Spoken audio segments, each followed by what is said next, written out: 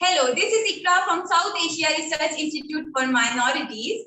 I am very happy to welcome Werleman, journalist, a famous author, a commentator, and analyst of conflict and terrorism, an activist who has dedicated his career to expose the discrimination and injustice against Muslim minorities around the world. Today, we are actually talking about the situation of minorities. We all know what Islamophobia is. This is truly the fear of Islam and Muslim people. But I would like to learn about your early interest in Islamophobia. Yeah, well, Iqra, thank you so much for having me. As part of this workshop, and for the work you guys do. You guys do fantastic and important work. So it's a great thrill and it's a great honor to be invited to speak with you tonight. Well, today your time, tonight my time. But how I became interested in Islamophobia is, I became an Islamophobe myself. I didn't really give Islam or the religion much thought. I really didn't have that many Muslim friends. I had a few here and there. I did live in Indonesia for 10 years, which, as you know, is the world's most populous Muslim country. In 2005, I witnessed a terrorist attack in Bali, and two Jamaat Islami militants detonated themselves, amongst people, foreign tourists were having dinner on the beach in Jimbaran. My friends and myself and half a dozen other friends, we were basically the first responders that night, because the blast happened right outside his compound home. So we went down to the beach. We sort of had to, sort out the living from the dead.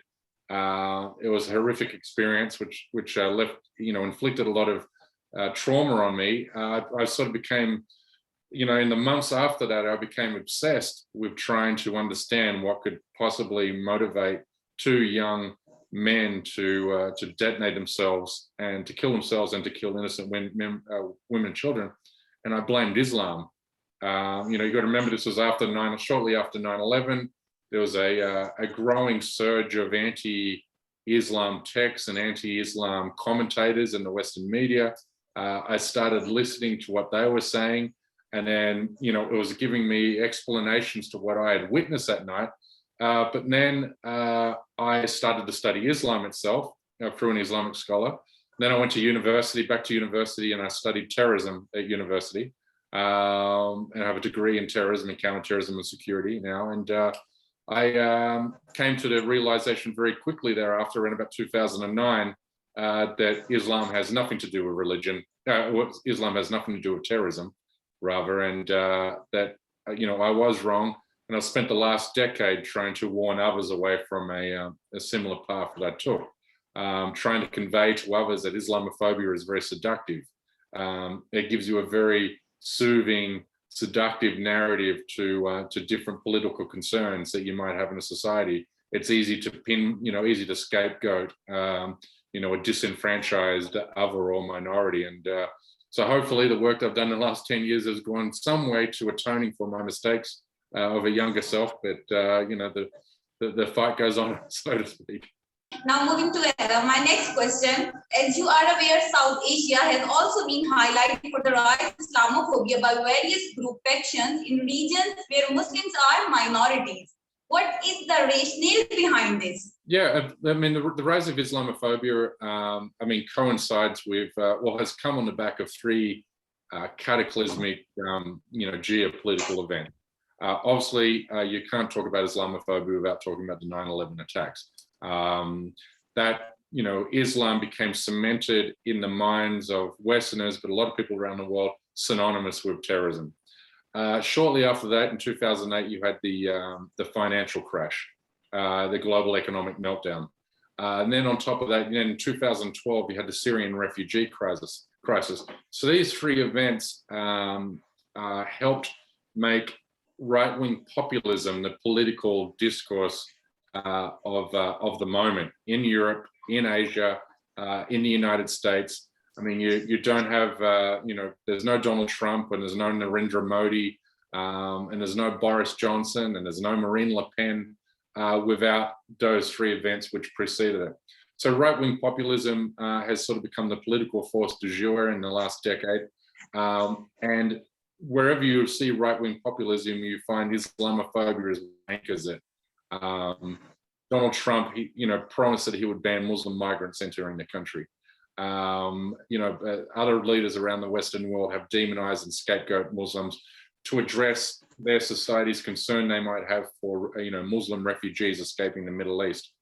So that's put Muslims at, the front or forefront of the minds of, and then you have the media, which accentuates this discourse by political leaders. The media has profited very well from, Islamophobic conspiracy theories. We've seen in the United States anti-jihad, anti-Sharia laws passed, which is based on a conspiracy theory. In India, we have anti-love jihad laws being passed. So, we're seeing conspiracies creep from the internet into the mainstream political discourse and then be enacted into legislation. Okay, CJ, as on a communal level, the rise of anti-Muslim hate groups, Muslim discrimination, organized activities such as resistance to mosque building or enlargement, vandalism, and hostility to refugee resettlement have all been identified as signs of Islamophobia.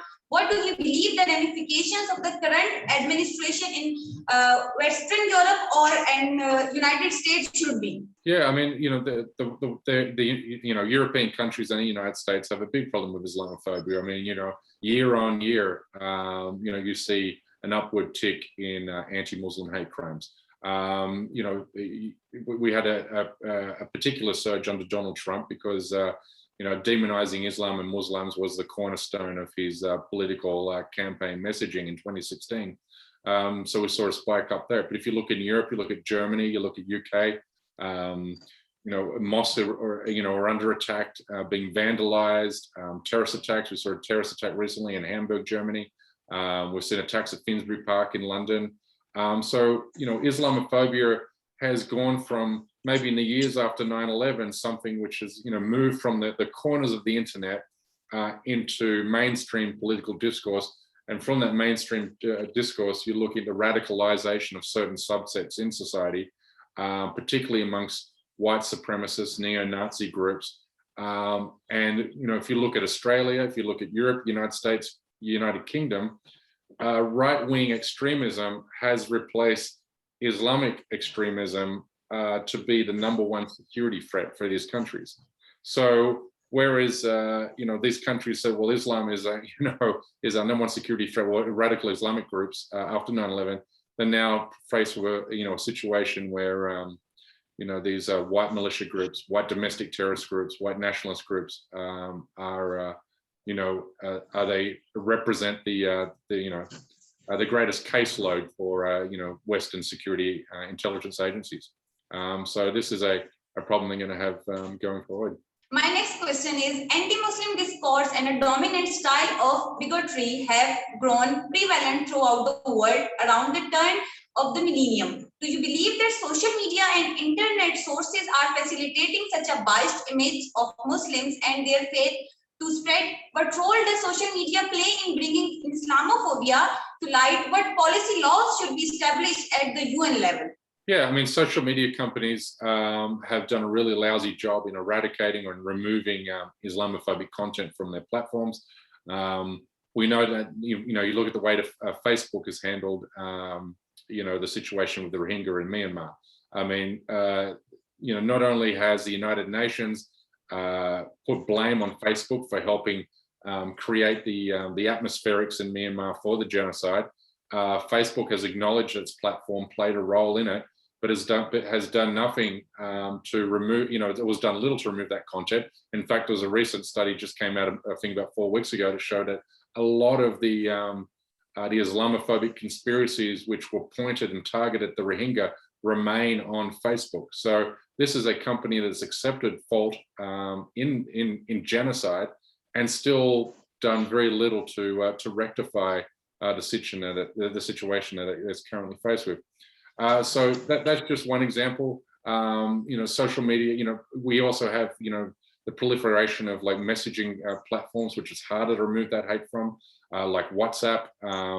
if you look at particularly like Sri Lanka and India, WhatsApp groups play a huge role in fomenting anti-Muslim hate. In fact, WhatsApp groups played a role in the riots against Muslims in Sri Lanka about 3 years ago. A new study just came out recently showing that there are literally thousands of Hindu nationalist groups that are weaponizing WhatsApp to encourage violence against Muslims in that country. As far as action that can be taken at the UN, I mean, I don't know, we're talking about, predominantly US-based social media companies, which have become laws unto their own self. Even though these US-based companies have been brought before, the US Congress and the likes, they still have done very little to address these glaring issues. Hope for the West in the future. Moving to the another question. State efforts to combat the worldwide COVID-19 epidemic in South Asia have been influenced by the persistent social and political ravages affecting Muslims or specific groups of Muslims. Hindu nationalists accuse Muslims for bringing the virus to India. Anti-COVID lockdowns in Muslim majority Kashmir imposed harsh restrictions on civil freedoms. How much has the present move away from democratic forms of legitimacy harmed democracy's prospects, notably the ongoing and uneven use of emergency power? Yeah, I mean, India is a classic example. And, what's interesting in India is Muslims have moved from being an external threat to the state to being an internal threat. Whereas Muslims in India, the Indian government has always done a pretty effective job at making Muslims synonymous with terrorism as a way of demonizing Pakistan, and particularly in gaining Western sympathy for its settler colonial project in Kashmir. But Muslims have been, the external of us. So Islamic terrorism has been viewed through the lens in India of coming across the border from Pakistan. Pakistani militants coming into India, carrying out the Mumbai attack. Pakistani militants coming into Kashmir and attacking Indian security forces there. But what's interesting is the coronavirus has changed that threat perception amongst right-wing Indians, and now they see Muslims as the threat from within. So coronavirus, it was already not Muslims coming from across the border, but already there within the country, spreading the virus around to take control of the country. That goes hand in hand with other, anti-Muslim conspiracy theories like economic jihad, land jihad. We now see street vendor jihad in New Delhi. So once Muslims are viewed as an internal threat, then you see the state moving its legislative and security apparatus in a way to ring fence Muslims in, which is very anti-democratic. I mean, we're seeing Muslims arrested for, supposedly forcibly converting Hindus to Islam. There's a case in Uttar Pradesh at the moment. A Muslim who converted from to Hinduism to Islam has been practicing a Muslim for 35 years, and not one individual has ever claimed he or she had been forcibly converted by him. But this imam has been arrested, and the Indian government has basically jimmy-rigged the system in that country. That whereas if a Hindu is arrested for a crime, the Hindu is innocent until he proves until the state can prove his guilt. But if you're a Muslim, you have to prove your innocence. So again, that's anti-democratic. We're seeing the anti-citizenship laws, which is anti-democratic. We're seeing increasing in Kashmir. Kashmir's semi-autonomous status was revoked undemocratically, stripping the territory or its indigenous occupants of that territory the right to self-govern, which have been enshrined in the Indian Constitution. Okay, Sija, what are the successful strategies and guidelines by the United Nations for combating Islamophobia, violence, and hostility towards the religious minorities across the world, especially in South Asia? Yeah, I mean, as far as UN action goes, I mean, there's very little action that comes out of the United Nations. I mean, when we have to always bear in mind the United Nations is two parts. It's the UN General Assembly, which is almost powerless to enact anything meaningful, and then there's the United States, there's the UN Security Council, which is even which even less action comes out of just because of the veto power that these great geopolitical powers hold. But I know the UN is working very hard to to change the way social media companies allow dehumanizing language to be on their platforms. This is a project which the UN is taking up, but also a lot of human rights activists. Now, what these social media companies, and I know we're coming back away from the UN a little bit, but these social media companies have done a good job in taking content off which explicitly calls for the killing or the raping or the torturing of minority groups like Muslims. But it's done a bad job in removing content that refers to Muslims or other minorities in dehumanizing terms, like traitors or anti-nationalists or pests or vermin. Those kind of terms escape the censors of these platforms. So the international community does need to come together in identifying just how destructive dehumanizing rhetoric is online, and work together to mitigate against that. Because these all genocides never start with violence; they always start with words, and words are being spread online too vociferously. CJ, my next question is, how would you classify South Asian state attitudes toward religious minorities, whether they are improving or declining? Well, they're probably declining, just because we're seeing a rise of, come back to an earlier point, we're seeing a rise of right-wing populism. We're also seeing a drift towards authoritarianism in Southeast Asia and Asia. Indonesia, is under threat from anti-democratic forces. If you look at Myanmar, what's going hand in hand with the rise of right-wing populism is these nationalist movements. So in Myanmar, you've got Buddhist nationalism. In India, you've got Hindu nationalism. In China, against the Uyghur minority there, it's Han Chinese nationalism. So these nationalist projects seek to transform the demographic identity of the state to march in lockstep or in line with the majority identity of the state. Which, if history has been any guide, that always leads to inevitably to bad places. It always leads to ethnic cleansing and genocide, the forced expulsion of people. It gives rise to settler colonial projects. What China is doing in Xinjiang, where the Uyghur is the indigenous population, is a settler colonial project. India's Hindu settler colonial project is underway in Kashmir. And in Sri Lanka and Myanmar, we're seeing the otherization of Muslims and laws and legislations, and also actions by the security apparatus of the state to make Muslims, second-class citizens. So this is a drift towards strongman authoritarianism and a drift away from the kind of secular democracy that religious minorities and cultural minorities and ethnic minorities can live together cohesively and in harmony. Syed, you have reporting on the prevalence of discrimination toward Muslim minorities in India. Do you believe this oppression and persecution will ever end? Is there any hope? I'd like to believe there's hope. That's why we fight for justice. We wouldn't be human rights activists if we didn't believe in hope. Otherwise we'd believe our mission was futile. So I certainly have hope. I think India is going through a very dark period at the moment. No doubt about that.